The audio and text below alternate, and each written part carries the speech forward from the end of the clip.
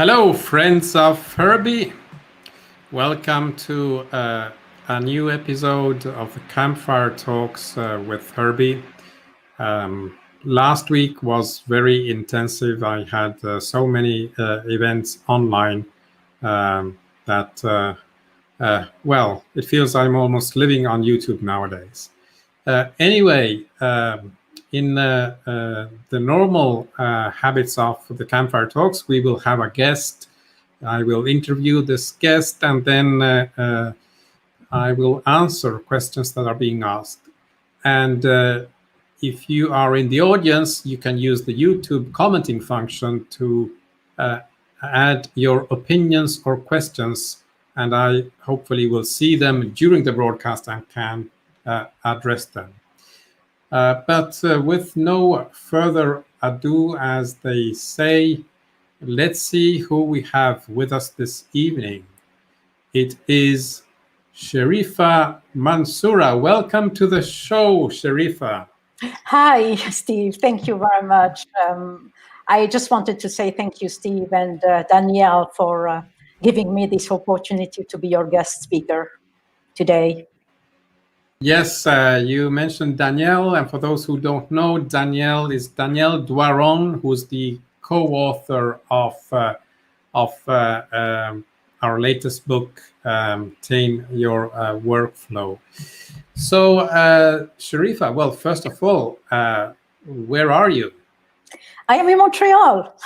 Montreal. How coincidental. That's where Danielle is as well, or thereabout. Yeah. Lately, I know he's always on a bicycle cycling around. Well, I don't think he can today because it's raining. Oh, I told him he shouldn't hold back. He should even cycle in winter when there is black ice. But okay, that's he still has to show off his skills to doing that. That's right. So tell us a bit. Who are you? So who am I? I was born and raised in Algeria in a small village called Spizef in the west of Algeria. I had my computer engineering degree. And then I moved to England, Leeds, for my PhD in the field of knowledge representation. So in UK, I spent about 10 years between my studies and doing some consulting in the object-oriented analysis and design space. And then in 1997, I moved to Canada, where I started my first job as an associate professor in Winnipeg, as well as doing some part-time consulting work with a small company. So as I mentioned in my blog, one day I just went by curiosity, I went to a computer fair. I saw the IBM booth and I dropped my CV. 2 days later, I got a phone call from them. And a week after, I got hired as a business analyst within IBM. So today I am an Agile transformation coach. I am a change agent and a consultant working with organizations, with leaders, with teams, and providing guidance and coaching as well around lean and agile practices. So I do mentor teams as well. I do mentor leadership on how to transition to a better way of working and providing them with all the means of improvement. So you have a PhD, but what exactly was it about?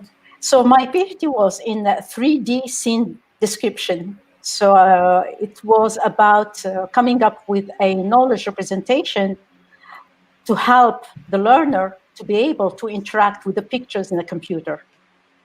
So that was really, the main field was really the knowledge representation, how to represent a picture in a computer, but not really talking about the X and Y axis, but more about really a natural language type of representation, which helps the learner to be able then to interact with the picture in a computer. Sounds really interesting and challenging. And you mentioned you became an Agile coach. So how did you get involved with this field of Agile? And then, of course, how did you come across TameFlow? Yeah. That's right. So how did I get involved with Agile? So when I started working with IBM, of course, I started working as a business analyst and doing some consulting work with within maybe clients within Canada and the US. So at one point in time, I was also helping the organization then to be able to adopt and implement RUP, Rational Unified Process. So during this period, back in the early 2000s, various companies were learning towards this approach, but they found it very heavy in terms of the artifacts, the activities and roles. And they did ask us then to how to be able then to come up with a light configuration of RUP. So we started looking into this light configuration of RUP. And back in 2005, I presented in a conference how to agilize RUP. That was really the first thing that I did. So back in 2005. Was it possible at all to agilize RUP? Definitely, it was possible. Definitely, it was really possible. But people, I think, found it as a beast and thought, well, there is no way you can really make a light configuration from it. But it was possible. So depending, of course, on their needs, on their understanding. So we did it for a few customers.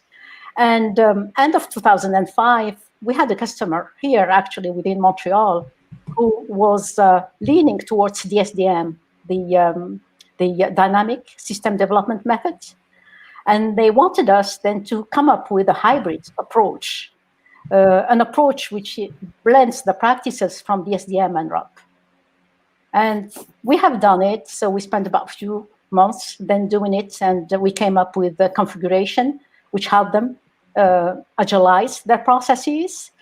And that was really an eye-opener, not only for me, but also for IBM. From that time, IBM wanted really then to change their strategy in terms of their tooling. I was working with Rational at that time. So they wanted to, make the customers feel that their tools are also being agile.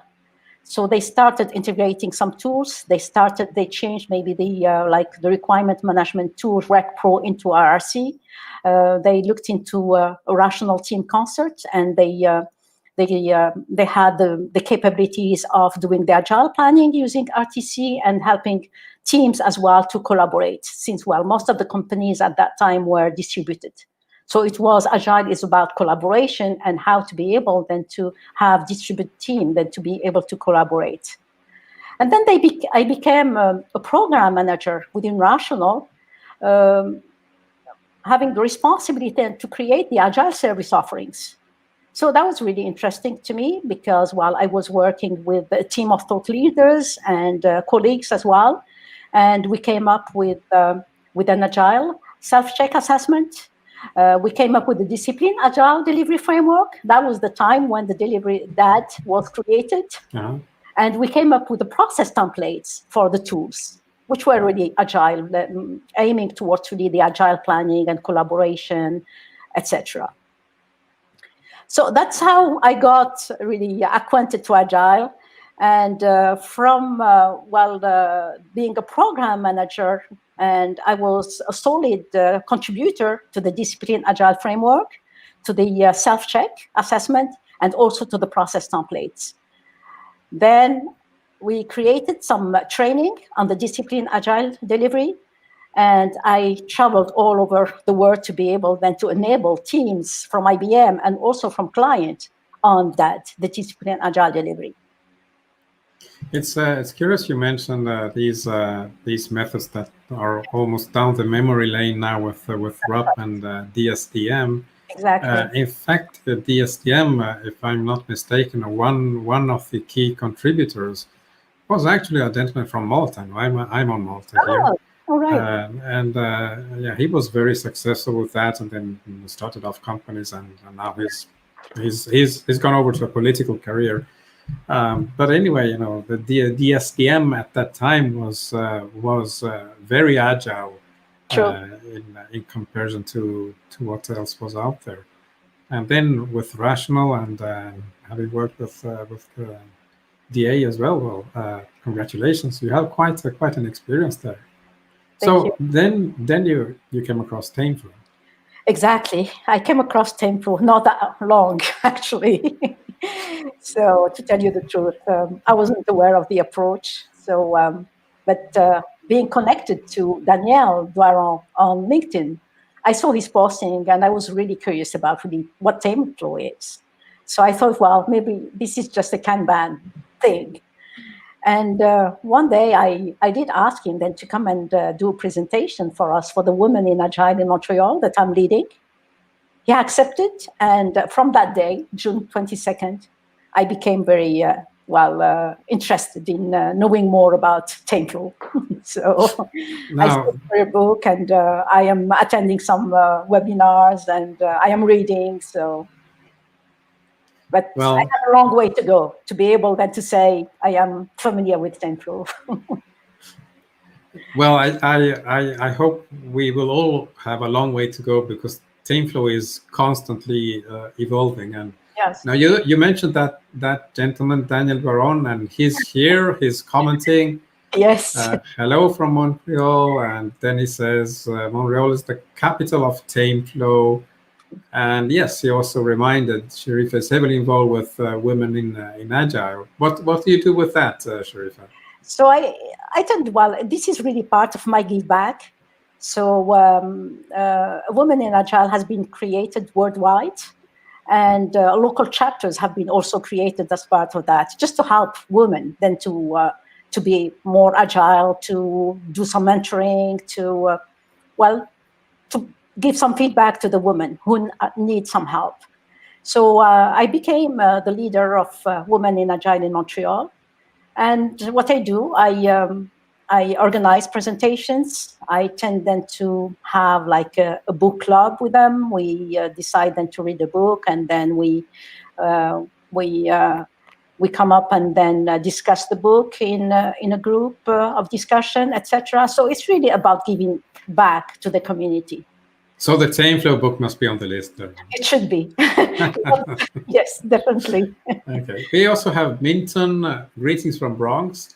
And he also says, I share your cohort in the journey, RUP.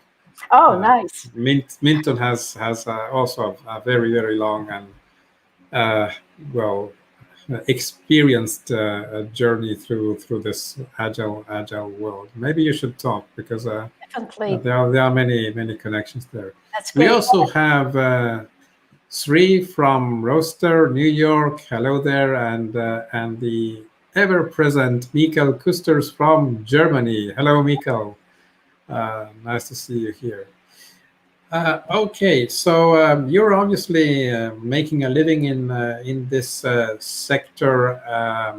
And do you see that TameFlow will actually have a professional role, or is it just like a curiosity? No, it's not only a curiosity. Definitely, if I can help maybe some client adopt TameFlow, but I need to understand it better. As I told you, it's not really, I'm not very good with ambiguity. So I need to clarify the concept. I need to understand better. I need to educate myself. And definitely I see TameFlow as something which is going then to be part of my toolkit. And what is your toolkit today? What are you using when you're doing the Agile transformations? So when I'm doing the Agile transformation, so I have my own approach. I tend then to, use it for the transformation. I have a lot of references in the change management space, such as Coulter. Coulter is something that I tend then to lean on. I like his book, The Leading Change, with the 8 steps for changes. So I have I have the Beyond Budgeting book to help also organization to move towards really a beyond budgeting, or at least a dynamic budgeting. And so I have a lot of really tools in my toolkit.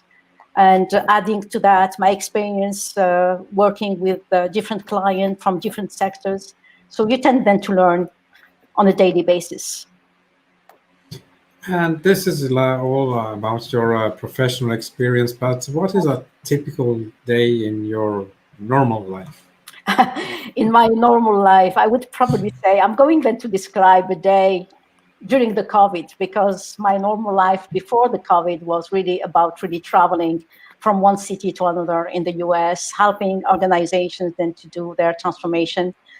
My typical day today is really waking up in the morning, having a nice and healthy breakfast, checking my emails in the morning, and being able also then to sit in front of the computer and start really, working on my my plan that I may have probably done it really the night before, just to decide really what are the things that I need then to focus on in the next day. So most of the time, I attend webinars. I write articles. I review the work of other people. I tend also then to, since while I am reviving my company, I am creating a website for my company. So I'm focusing a lot on the website, and also writing and reviving some of the training that I have and which I can really offer to the clients as well. So all that during the day, and of course, between work, I have a tea here and there. At the end of the day, at 5 o'clock, I go for a jogging in the beautiful Montreal. I'm not far away from the old port, so I do jog in Montreal. And if any shopping I need to do on my way, I will do it.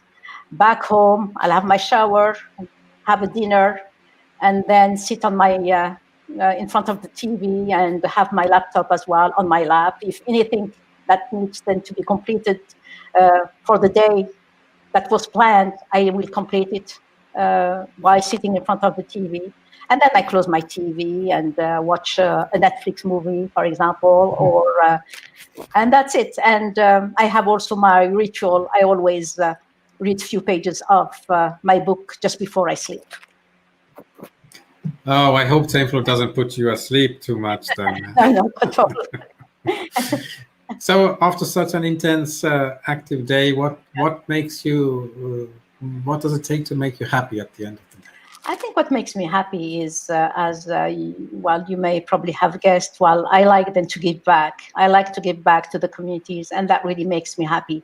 So work-wise, when I respond to questions that people tend then to post in the different blogs, whether it's safe or maybe the dad, I'm really happy that I have helped someone to understand something. I do also review papers. I'm really happy that to review papers. Sometimes I am being asked then to be a member of a thesis jury. So I'm always happy also to help in that really space. And I have always accepted then to mentor other team members, whether they're agile coaches or business analysts. And that makes me happy when I see really their career path being really changing, and they have progressed towards really their goals. When it's not really work related, I help a lot the homeless. So I'm always happy to help them. As I mentioned, I told you about 2 weeks ago, it was really hot. It was 40 degrees outside in Montreal. And I saw those homeless people having their showers in water spray outside. And I came back home and I said to myself, they didn't seem then to have any towels. So I took 6 towels from my home and then I gave them to those homeless. So they were so happy. And then having them really, seeing really a smile in their face makes me happy too. And the other thing is really family related. I am so happy to see my 2 girls and FaceTime with them. So I have 2 grandsons. I have Mia's dog, who's called Dolly. He's one of the grandsons. And we have also Eden, who is 18 months old, and his name is Son. So I don't see them very often, especially now with the pandemic. So when they come through the door and I see a smile in their face, I am really so happy then to see that. That's nice. So back to like the professional dimension. You've been involved in the industry for a long time. What would you say are the important skills or insights that you have gained in your career? Yeah, so I am an old timer in the industry, so I have more than 20 years in the industry. So I have developed so many skills. And initially, I have developed several passions with my business analysis and business architecture career. And now I am an Agile and Lean transformation lead. So as a business analyst, I learned a lot, especially when it comes really then to master and apply some particular assets in terms of analyzing a existing framework, customizing a framework for a company, adopting a framework for another company, etc. I have learned a lot about really the specific tooling usage as working with Rational and later with other tools, other tool vendors as well. I have learned really some techniques such as the facilitation and prioritization techniques, just among other things such as the modeling as well. So the business analysis in me played a crucial role in my engagement through the Agile transformations, because I was able, with those skills that I have acquired, I was able to guide the enterprises and the people in taking the necessary steps to articulate their vision. It's very important for a BA then to be able then to help companies then to articulate their vision, to change their product, very important as well, to change their processes and their services. So as an Agile coach, I learned to address the people side of the transformation. So I think as a people, yes, go ahead, Steve. And in all this, what are the big challenges that you have seen and that you see coming in the future, and what ways, techniques would you be using to address the coming challenges? And again, my question, of course, do you see a role for TameFlow in this? Yeah. So you're talking about the transformation challenges? Yes, transformation, or more in general in this industry, in this profession, in this sector. I think from a transformation initiative point of view, I see a lot of organizations struggling with their transformation. Why they are really struggling? Because I think they don't really base their transformation on the foundational principles, which are, just in my view, the first one is really focusing on the system.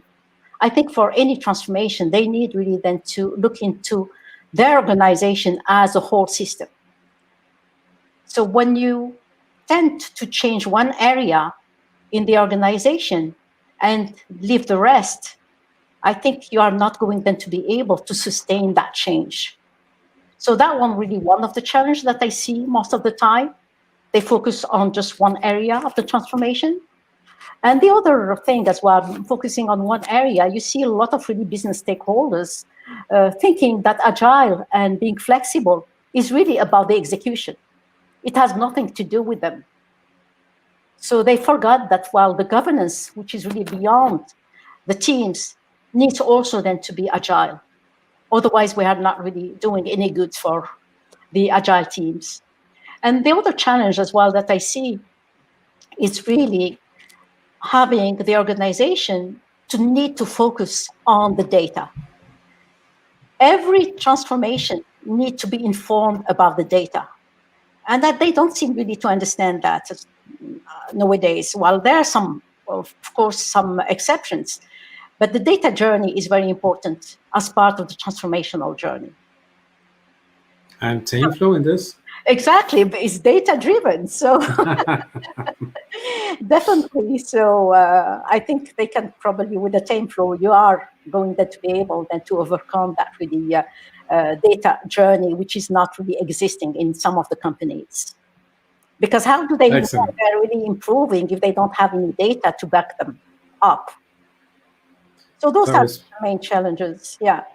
We spoke about the insights, we spoke about challenges, but what are the greatest rewards that you have had and that you still maybe aspire and wish to receive from this industry? Yeah. So I think my greatest award is really about really helping organization. I love them to work with clients. So with my consulting really engagement, I move from one client to another. And I always, dedicate myself 100%, if not 120% with the customers. So one of the rewards that I that helps me really keep going is really having some customers, well, coming back to me after a contract and telling me, Cherifa, can you stay a bit longer? So that was really one of the rewards that helps me and keeps me going. The other reward is really my PhD. So it was something that I am really proud of. I set that goal for me when I was 20 years old. And I didn't think I would be able then to reach that goal. But luckily, I was able to, but in my 40 plus. So, of course, with a lot of really joy and tears during all those days of studies. Yeah, it's the destination, but also the journey, as they say. Exactly. Yeah. So as you know, we in TameFlow, we have a community, which Yes. I'm showing the link down over there. Am I pointing right? Yes. It's https://community.tameflow.com. It's a small but quite active community. And what would you like to learn from a community of peers like this one? Definitely, since I am a newbie in the TameFlow, I would like to learn from this community. So I need to educate myself on the different concepts. I need really to understand better how to apply those concepts in the different contexts. I need to know whether, maybe there are some accelerators that are going then to be created to help some organization also to adopt the TameFlow. I wanted also then to learn where TameFlow fits in the whole market of those frameworks. So is it possible then to apply TameFlow, even though we are really looking into a safe maybe implementation? So I would like to see all the different really facets of really how to use the TameFlow. And I'm looking into the community to be able then to help me with that.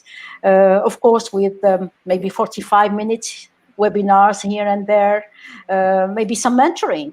I have been able then to create a mentorship program for the business analyst when I was within IBM. So why not really for the TameFlow, where you have some mentees asking for help and having also then some mentors providing that help. What else? Writing articles, being visible as well in the Agile, maybe conferences. I think it's very key. It's very important because the community is so huge. So I would like them to see also TameFlow emerging and moving also then towards those different communities.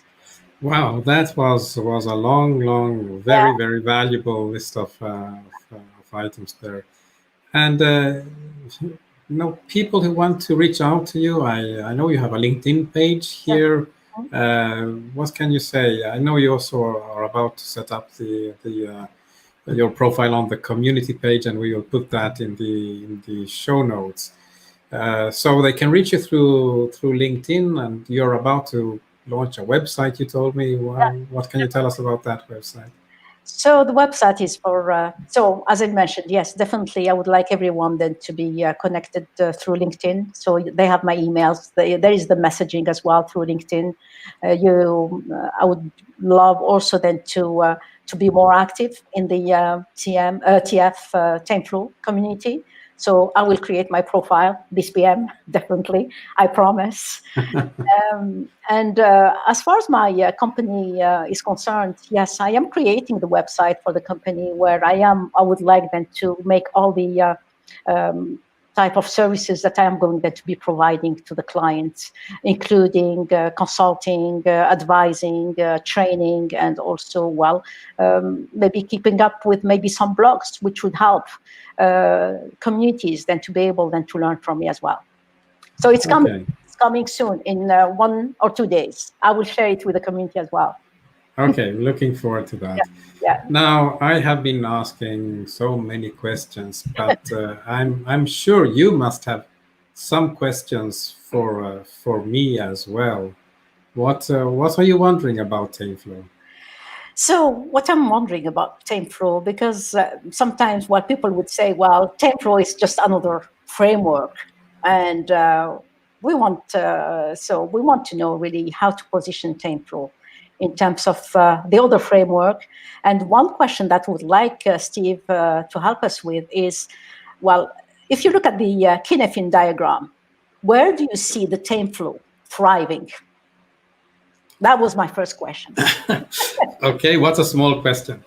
and you have another question, right? Yes, I do. Yeah, tell me that one as well, so I can prepare for them. So the other question is really, you must have heard of the beyond budgeting. And I was interested at one point, I'm still interested in the beyond budgeting, because at the end of the day, when organizations are going through transformation, there is no way they can transform their business if the financial side of it is still traditional.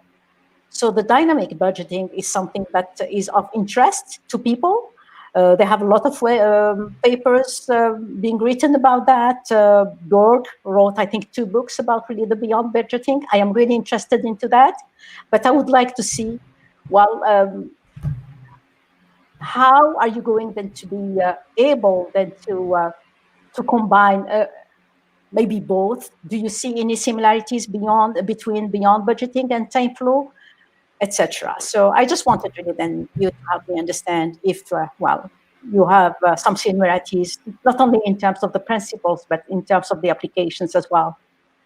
Okay, so we have 3 questions: the positioning, the Cynefin, and the beyond budgeting. That's right. The positioning it's both easy and hard.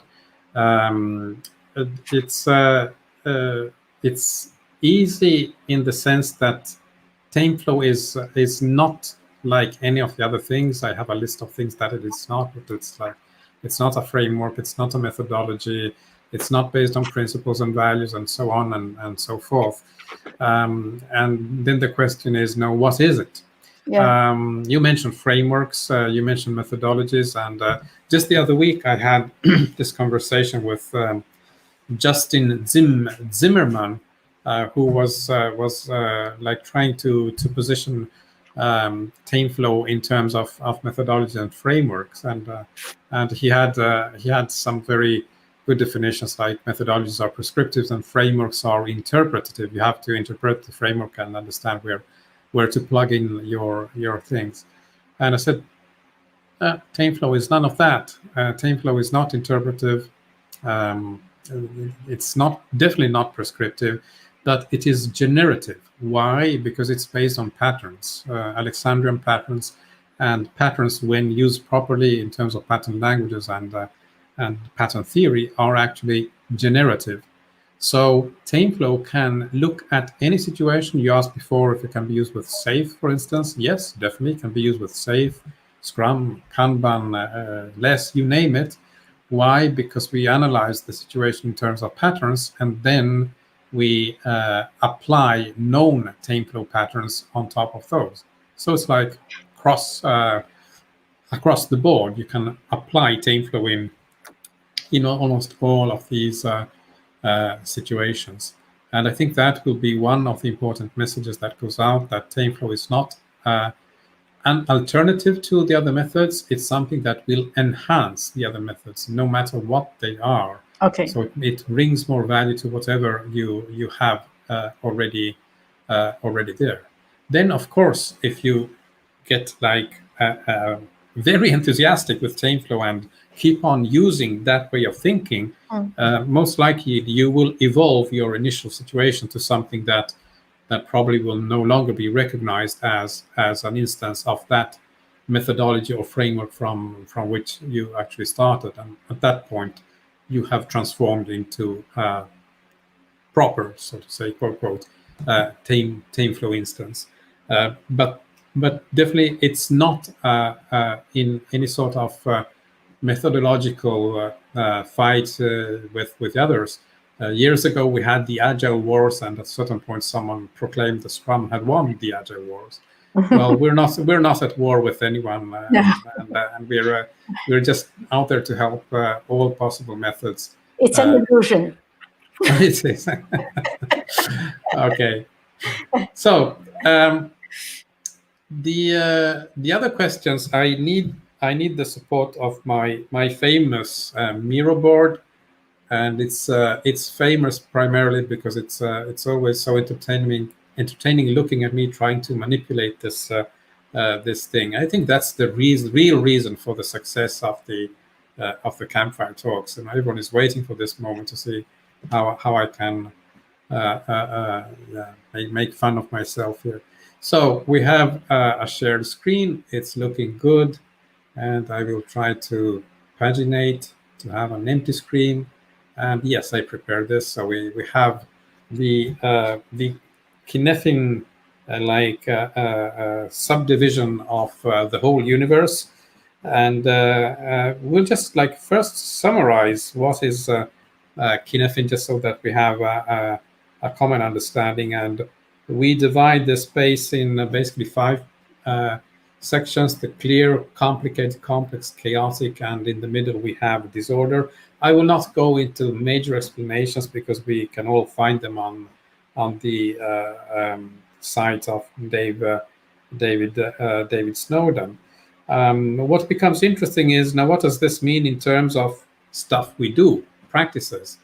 Well, we have in the order of the domains, we have best practices, good practices, emergent practices, and novel practices.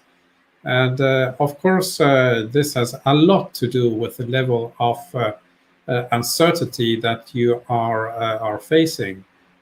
If you are building widgets in a factory, the tolerances are at the level of the micron, so everything is defined to the minutest detail, and you can define a best practice, and so on and so forth. The more uncertainty, the less the practice is defined, and when you are in the chaotic space, you have to literally invent the practice. So you have a novel practice. Now, another interesting thing, because in TameFlow we refer a lot to constraints. Well, we refer to the constraint. We always think there is one constraint. In Cynefin, there are different types of constraints, but I am really keen on pointing out that, notwithstanding the use of the same word, constraint, this has a different meaning. It's another acceptation. So I refrain from all those, again, the trying to find reasons for debating on where is the TOC, the theory of constraints, constraint within these 4 classifications. I say it's nowhere to be found there, because it's another thing. It's completely different. Okay. But it's interesting to see that by thinking in terms of, I would call them constraining factors rather than constraints, thinking in terms of these constraining factors, so you can have a multiplicity. It's not only a singularity. It's not only one. You are able to support the things you do, the practices you do. I like, in particular, in the complexity space, the enabling constraint. You put limitations in order to enable a practice. One example is Scrum. You have the time box, the iteration, 2 weeks, the sprint. That is an enabling constraint. It allows you to practice Scrum by slicing up the time dimension in predetermined segments of duration. So we can reason a lot in terms of where do we put the fence around our activity, and that can have various significance depending on the type of the domain. Now, you asked about TameFlow and Cynefin. So we have to look at this from more than one perspective. And of course, I will start with the Pest Environment, which is the major topic of the Tame Your Workflow book. And for those who have not heard the term before, PEST stands for products or projects, events, stakeholders, and teams. And a pest environment is one where you have multiple projects or multiple products, you have multiple events or deadlines, multiple stakeholders, and multiple teams. So fundamentally where everyone is shouting at everyone else and no one is happy about what is getting done. The situation of most corporations. If you've seen some of my earlier presentations, you will know that I have this metaphor of the Jeep that has to go through a journey. There is a plan, and here it's sorry, it has to go through a jungle. Actually, I use the term jungle, and there is a plan to go through it. Here, the jungle is more elaborate. We have woods, streams, climbs, descents, swamp, and at the end we have the base camp, a bit like the hike of Herbie.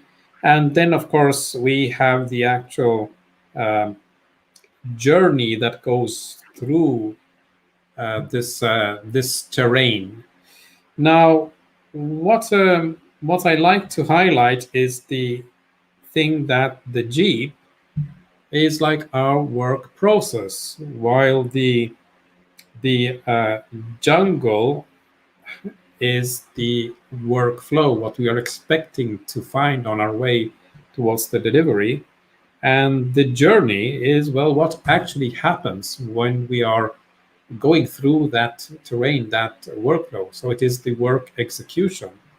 So where does this fit into the Cynefin framework? Well, you already saw the color coding. So probably you can guess that the Jeep is in the clear space, the jungle is in the complicated space, and the journey is in the complex space.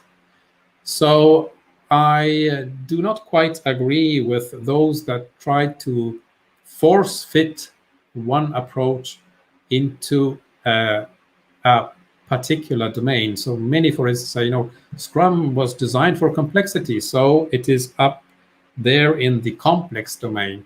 I don't agree, because Scrum itself is defined in a very rigid and precise way.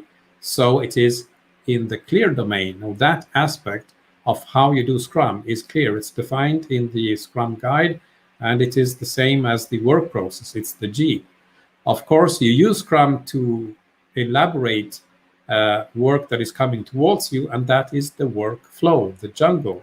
And then when that work goes through the sprints and the stand-ups and everything, Murphy comes along, and as they say, stuff happens, and that is your journey.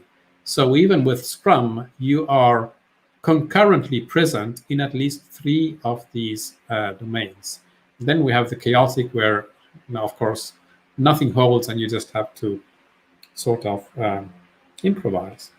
So this was in terms of the pest environments, but we know Cynefin can be used in other situations. Dave Snowden has been using it in, say, in healthcare systems, in politics, warfare, and what else. So it's very, very broad. What can we say about things that are like outside of the pest environment proper, but are still within the domain of the corporation and what might be of concern in an agile transformation? Let's go back to this definition or overview of Cynefin, and let's bring in something else. How you should take action in the four primary domains.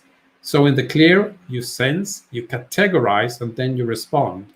In the complicated, you sense, you analyze, and you respond. In the complex, you probe, and then you sense and you respond. And in the chaotic, you act, and then you sense and you respond. So everyone will be focusing on those differences of categorize, analyze, probe, and act. But what I think is more important in this, well, is those other 2 words that, not coincidentally, I have written in the TameFlow blue color: be, sense, and respond. So let's go to another slide here.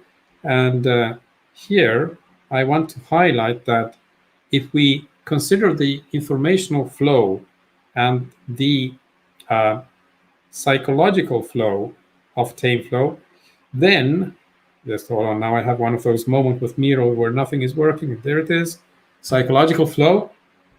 Then the commonality of those 4 domains is actually this sense and respond. Isn't that quite a deep insight? In all the 4 domains, we must be able to sense and to respond. So sensing is clearly something that we can work on with information flow. We must be able to detect like weak signals. We must have early signals of things coming, bad things coming towards us, leading signals. And for instance, the buffer management we have in the pest environments is that kind of mechanism. It gives us an idea of what might not be working properly. And oftentimes when these things happen like on the ground, they are so important that we need leadership action, leadership decision making. So that's why we are tightening the feedback loops. We make the feedback loops faster. So this is all about informational flow. And once we enable the decision making by whomever has the issue in his or her span of control, well, that decision making must turn into action. So it is the response. Again, the feedback loop must be tight and fast. At the same time, when we are working with people, a lot of the capacity to sense and respond come from the psychological dimension. There is no better thing than to be able to respond directly without going through the loops, literally, of communicating with others. So decentralized decision making and autonomy become clearly important. But those things only happen with the right psychological aptitudes and mindset. So developing the attitude and mindset are of primary importance. And here, for instance, one of the 3 metaphors we have beyond the story of Herbie and the jungle, the jeep, and the journey is the patient in the hospital, where the idea is that the whole hospital is there to serve one patient. And anyone who is able to take action at that moment in that context should step up and do it immediately without the need to have an authorization or guidance. So this is also where we have the point of understanding the leadership intent, but that only becomes clear once we have a well-defined goal. So you see how all the elements of TameFlow will actually drill the organization in becoming much, much better to sense and respond. And since those capacities are applicable in all 4 domains of Cynefin, I would say that TameFlow drilled organization is much better at applying Cynefin in practice because they will have exercised the capacity of sensing and responding at all levels. Okay, I think that's it for the Cynefin part, but you also had this wonderful question about beyond budgeting. And what I think is most important to grasp in the beyond budgeting space is that at least I do not consider it primarily as something that is of a financial nature.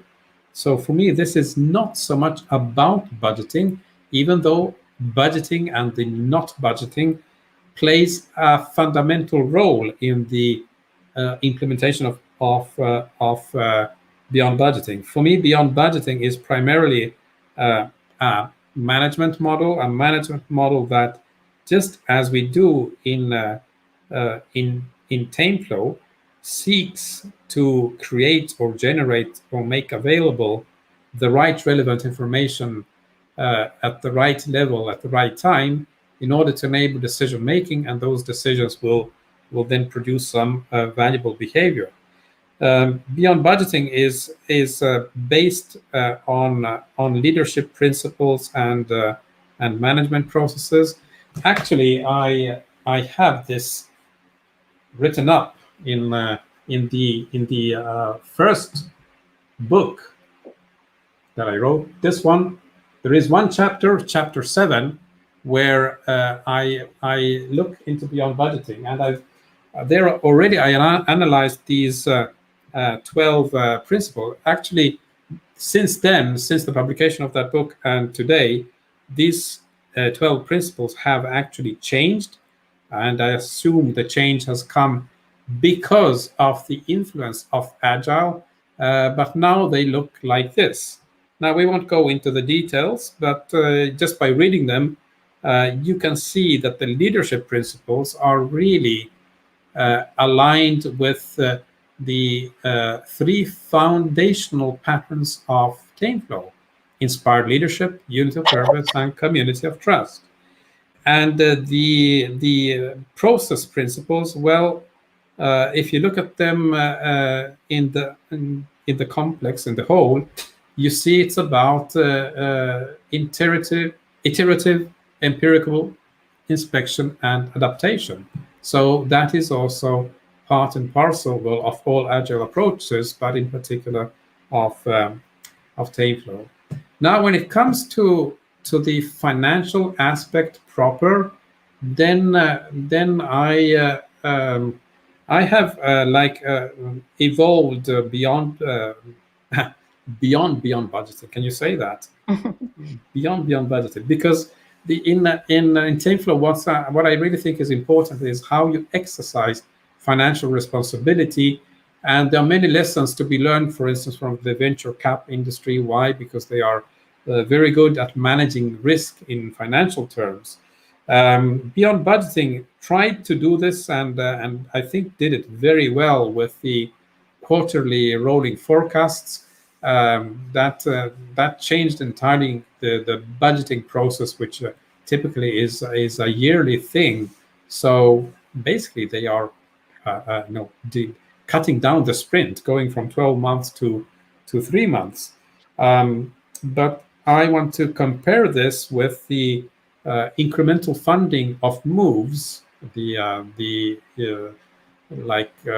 packages of work we have in TameFlow. We call them moves, and to do so, but on a throughput accounting metrics basis, which allows us to take very pertinent decisions of what really matters at that point. Likewise, in the ongoing reporting, beyond budgeting relates often to KPIs. Why do you need KPIs? Well, again, because in the different business organizational units, they do different things, and therefore you count those things differently, and therefore you have different numbers. But here, with TameFlow and TOC, we have like the unifying concept of throughput metrics. Operational throughput can be converted quite easily into financial throughput, and it's something that when you look at a value stream across the board, unifies the metrics like horizontally across the organization. So I would drop KPIs and instead use throughput metrics all over the place. Now I see that we are running short of time, so I will just take off the screen share and will ask you what are your comments on all this. Very interesting, actually. So when you make the analogy between the beyond budgeting and TameFlow, I think, and throughput metrics especially, that's really, I understand that. Very interesting, because in the same way as the beyond budgeting, TameFlow denounced the cost accounting, which is good. So they have a lot of really common points. Definitely, I see a paper being written about beyond budgeting versus TameFlow. That would be great. Go through the details and help people understand really the commonalities versus really. I know you have written a couple of papers about beyond budgeting. So your question here was not without reason. So maybe we'll write that paper of Exactly. as I say, I don't like to compare TameFlow to anything else. I like to explore how TameFlow can enhance That's other approaches. exactly. So how can we use the concepts of TameFlow to make beyond budgeting even better? So beyond budgeting, as I said. Yes, exactly. So definitely, this is something that we need to explore. As far as the Cynefin framework, I understand really you went into the details and you saw really the you helped us really understand really that, well, it's not really TameFlow is not something that we are going then to be positioning within really the Cynefin. So such as, well, the sense and the response applies to every single quadrant of the Cynefin. Yeah, I think we have two messages there. The first one, which was with the pest environment, is that any approach you're using on a like operational basis will, in knowledge work, of course, we're not talking about manufacturing, but in knowledge work, will necessarily have elements, concurrent elements in those three quadrants. That's right. So the idea of taking of like asking the question of what is the predominant domain now, and on the basis of that we choose one approach rather than another, I think is not the right way, because you will always, no matter what approach you choose, you will always, the reality exists in those three or even four quadrants all the time. It might be a matter of weights, that some approaches might be better in certain circumstances or others. And the second part, I think, is really the power of the TameFlow thinking, that we try to generalize. Because why? Because we're reasoning in patterns. So the first thing when I looked at that illustration with the sense and response, okay, there is a pattern here, and then that brought me to connect it to what we do actually in TameFlow, where we make the organization better at moving information around and at making decisions and executing on those decisions. And that's something you need to do in all those quadrants, in any case. I agree. Just one thing, Steve, about the Cynefin. So you mentioned, well, the TameFlow is based on patterns. So from my understanding, when you look at the quadrant in Cynefin, so the complicated quadrant works well with patterns, because, well, you have a pattern, you tend to repeat it from one situation to another. Is it the case with TameFlow, or am I probably not really understanding? So yes, we have to be precise here, because the repetitiveness of a pattern comes from the common acceptation, the dictionary definition of a pattern. Yeah. The patterns we have in TameFlow are Alexandrian patterns. Okay. So the one pattern is always a triplet. It's a solution to a problem in a context. And the fact is that these patterns are generative. So once you apply a solution to a problem context pair, you have generated a new context, and there it starts all over. You have many problems. Every problem can have many solutions. Which problem do you pick? Which solution do you pick? That's a new pattern. Okay. And you can describe this mathematically in terms like almost like functional composition, that you compose patterns. But the key point is that patterns allow you to describe reality, even in the chaotic domain. You can identify patterns. For instance, take firefighters. What is more chaotic than fighting fires in smoke and toxic fumes? Well, there are patterns that you can identify there on how the firefighters work, and also elements that usually escape categorization, like human behavior, are well documented in patterns. In fact,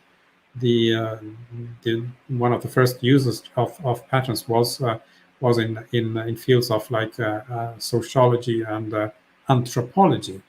So So and all these are known as Alexandrian patterns because they originate from Christopher Alexander, who was an architect. They are not the common pattern that you find in the dictionary. They have a very precise technical definition, and anywhere you have humans behaving, you have patterns. Okay, all right. Thank you Okay. very much, Steve, for all your response. Let's see if we have some other comments. Yes, Daniel pointed out beyond budgeting is part of TameFlow. Yes, it was part of the book, but now we like to say that actually, well, even Dana says that afterwards. No, the TameFlow accounting, so to say, is beyond budgeting, plus the incremental funding method, plus throughput accounting. So we have many tools to work with the financial folks. Interesting. Thank you, Daniel. We have Anna. Hello, Anna. I was always curious about the place of TameFlow with regard to Cynefin. I definitely want to learn more about this subject. Yes, we will do that. Then she says, I remember well, Dave Snowden places Scrum in the liminal space between complex and complicated. Yes, I don't want to get into the fine details of liminality. I like what Sandeep Yoshi said last week. I don't know if you saw that Campfire, but it was a first ever because he even did a singing performance live, and that was a completely new thing. But being such a spiritual person, he defined TameFlow as just simple and beautiful. Why? Because we always tend to simplify as much as possible, and that maybe is one of the lessons we take from Goldratt. So Scrum, for me, is in my perspective, is in all three places at the same time, depending on what you're actually looking at. It's kind of curious that Scrum as a work process, because of how it is defined, cannot evolve. I mean, we often have these debates with the Scrum practitioners that if you do something outside of the book, well, first you're a Scrum butt, and second, it's no longer Scrum. I can accept that it's no longer Scrum because we have a very precise definition. That's right. But that also poses a limitation that Scrum cannot evolve beyond what it is. It is like cast in stone. While TameFlow, to the contrary, in the work process, so in the clear domain, well, has kept on evolving since I started thinking about these things, which was like in the mid 90s. So it's continuously evolving. Throughput accounting was not part of TameFlow. TOC was not part of TameFlow. Kanban was not part of TameFlow. The only common thread was and is patterns. But I'm sure that maybe 5 years from now, we will have other elements which we consider part of TameFlow because it is continuously evolving. It's when I started doing this thing in my first blog, the Chronologist blog, which now is taken over by the TameFlow blog. I had this saying that I acted as an alchemist, cherry picking the best elements of nature and putting them together to create something more precious and powerful. And in particular, what we create with TameFlow, what is precious and powerful are these social bodies of people that interact, communicate, and make decisions in a concerted way because they have this unity of purpose, community of trust, and they go in one direction towards the goal. Daniel is always commenting, KPIs favor silo mentality and diverging objectives. Yes, I agree. That's one reason why we don't like KPIs. So do balanced scorecards. No, thank you, Daniel. I don't like that. Even if many are proponents, we might have a discussion about that. I don't know. Do you have an opinion on balanced scorecards, Cherifa? To me, I think it's really a conventional way of maybe measuring. I don't like it that much. One thing in line with what Daniel said is really, well, since KPI really helps really well with the siloed mentality, I'm just wondering, yes, about OKR, the outcome key results. I don't know if you have heard, Steve, about really the OKRs. Do you think that's really even better than, well, maybe the KPIs? Actually, I have a webinar recording with John Coleman, the agility chef, which I did like a couple of months ago, where the topic was exactly this. Oh, nice. Okay. Okay, we are late, but this is really an interesting question. Let's see if I still have a slide here. Let me just we are late, so we can even get another 5 minutes later. Let me just share the screen again. There we go, and we take off Daniel's comment, and I have to change page. So now this is going to be improvised. So I will draw freehand. What I like to point out is the structural elements of OKRs. We know that they sort of reflect the organizational structure, so they are hierarchical and also like recursive in a way. The key results of one element become like the objectives of the other ones. So we have like this structure in the OKRs. In the TOC world, we have what is known as the strategy and the tactics trees. They are built out of like a generalization of the current reality tree, which is being applied not to one particular company, but to one industry sector, so we can define commonalities.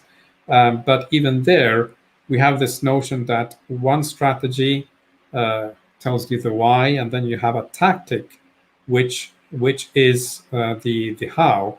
But the tactic of one level becomes the strategy of the next, and then that has the implementation, and this goes on and on again. So we have like again this like a recursive fractal structure, which maps very well to OKRs. One thing that you don't have in OKRs is the actual how do you do things. In the strategy and tactics you do, because at the end you will have actionable items at the bottom, and these actionable items, remember we are in the TOC world, so we reason in terms of cause and effects, will produce some effect. So we have the notion, let me try to scribble it here, of the expected effect. And if you read the last chapter in my book, you will see that there is something similar there, where I define these proto patterns and say, you're expecting something, and you either have something measurable or you have something observable. Now, what we are doing in TameFlow is yet another thing which like maps again to these, and as always in TameFlow, we try to enhance this. So what we are doing here is working with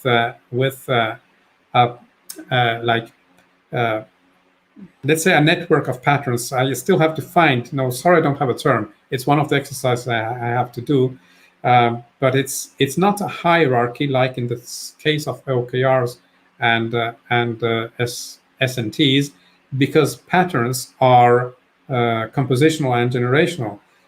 So we can have a pattern which has a context, a problem, and a solution, and this one generates another pattern, which again we can decompose this in many ways.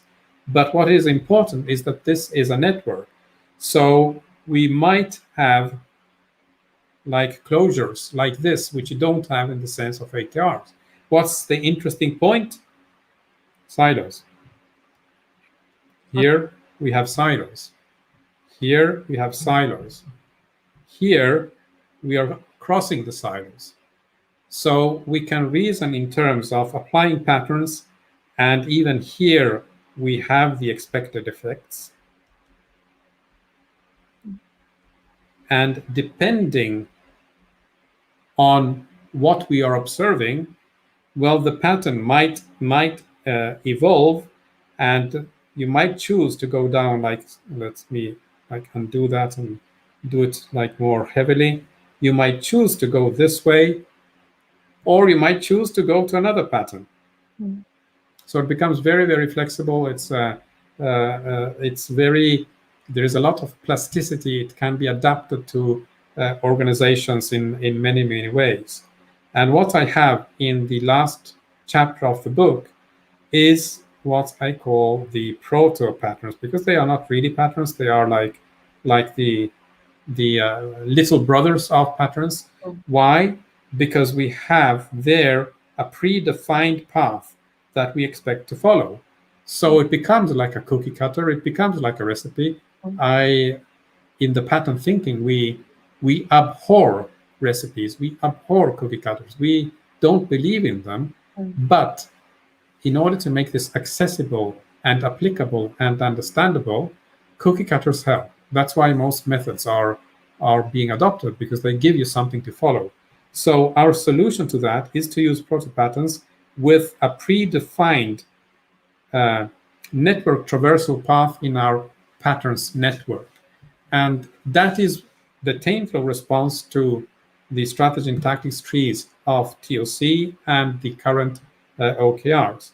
And of course, you see how, let's use yet another color, you see how these things can map. Yeah. So they are not in conflict at all. They are just richer representations of what might happen at the various levels. For instance, we said in the strategy and tactics trees, you have the how-tos, which in OKRs are excluded. In the pattern approach, you have the cross silo, so the organizational dimension, which is being represented more in terms of real interaction and communication between people rather than reporting lines. The OKRs are great, but they are still built on the old concept of a reporting line, yeah, rather than the actual communication paths between people. So, Steve, okay, one thing that we tend to mitigate that, we have done it within IBM, actually. So we tended, even if the OKR are at different levels and the results as well, different levels, you tend also then to match those key results into the practices. So you make the link between OKRs and the Agile practices. Let's take an example of really having an objective in terms of maybe improving the customer satisfaction. And when you go down into how you are going then to be improving the customer satisfaction, you tend then to say, well, let's improve our product. Improving the product means maybe increasing the quality of the product, which means maybe applying some Agile practices, just as the testing, etc. So we tend to do the link between the OKR, the result, and the practices. And I guess, with the patterns, you are probably doing the same thing, if I'm not mistaken. At a certain level, things, of course, become like tangible and actionable. Stuff yes. has to be done, and exactly. Things need to happen. The point where patterns like become actionable really depends on who the observer is. Okay. Because what is actionable for me might not be for someone else. Sure. And this is connected to the other notions which are everywhere in TameFlow, the concept of your span of control, what you can touch and change on your own accord, so to say, and instead your sphere of influence, where you have to resort to negotiation and persuasion. So there we learn from TOC the evaporating cloud, let's say the sales processes of TOC, where by use of logic, we are able to gain at least consensus, if not total buy-in. So that like transcends the thing of how do we make it tangible and actionable, but how do we get others to help in resolving the problems we are facing. So Thank you. Time is running out here. Let's just see the last few comments we have here. Rudiger, the patterns comments, very interesting. We look for more in a reference. Well, we have the patterns book and then the TameFlow series, which actually is just the draft, very first 2 or 3 chapters. And those chapters are those that survived the first manuscript, but which were never published because the publisher, being obsessed by cost, cost-based accounting, didn't allow me to exceed a certain number of pages. So I had to cut pages, and the patterns part went out, and they became those chapters in the patterns book, which I still have there. It's now been like 4 years that I started it. Actually, if we consider when I wrote the first book, it was the manuscript was in 2012, so it's like 8 years. But I never get the time to be able to focus and actually write those things down. But you can probably sense that thing, the pattern thinking, is the core of TameFlow. It's not Kanban, it's not TOC, it's not Agile. It is entirely patterns thinking. But then you get to know TameFlow, well, for instance, through the current book, and we think, oh, this is Kanban, this is operational, and you are only appreciating one facet of what TameFlow really is.